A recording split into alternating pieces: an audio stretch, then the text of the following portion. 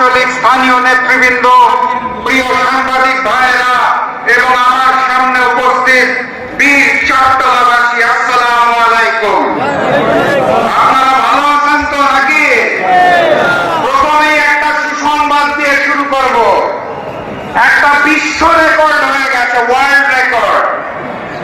পৃথিবীর ইতিহাসে কোন সরকার এত কম সময়ের মধ্যে এত অজনপ্রিয় এবং এত মাত্রায় গৃহীত হয় না। বিশ্ব রেকর্ড হয়ে গেছে। আজকে আমার বক্তব্যের সময় নির্ধারণ করা হয়েছে 5 মিনিট। এই 5 মিনিটে এই গৃহীত সরকারের কোন বিষয় নিয়ে বলবো আমি বুঝে উঠতে পারছি না।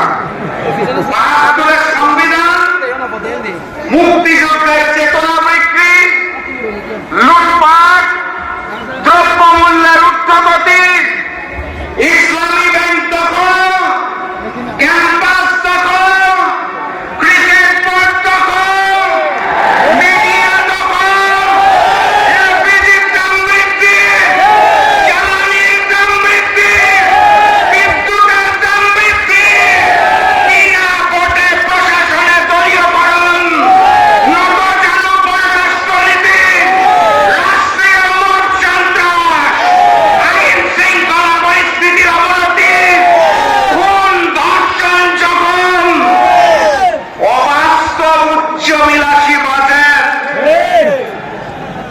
তাদের মুনাফিকি বেঈমানি, নাকি বাংলাদেশ জামাত ইসলামীকে নিয়ে অপপ্রচার।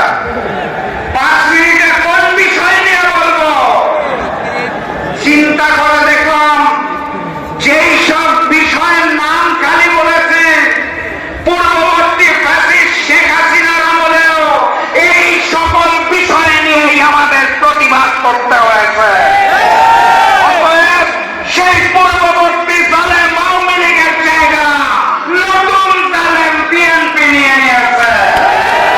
কোন পার্থক্য আছে? পার্থক্য দেখা যায়? একটা পার্থক্য আছে। আওয়ামী লীগের ছিল বঙ্গবন্ধু, বিএনপি রয়েছে কার্ড বন্ধু। তারা কথায় কথায় খালি কার্ডের ঘোষণা দেয়। মনে রাখবেন, ওই বঙ্গবন্ধুর বাকশাল টিকে নাই, কার্ড বন্ধুর টাকশালও টিকবে না ইনশাআল্লাহ। সংগ্রামী সাথী এবং বন্ধুগণ, আপনাদের এই চট্টগ্রাম বিভাগে একজন বড় নেতা আছে।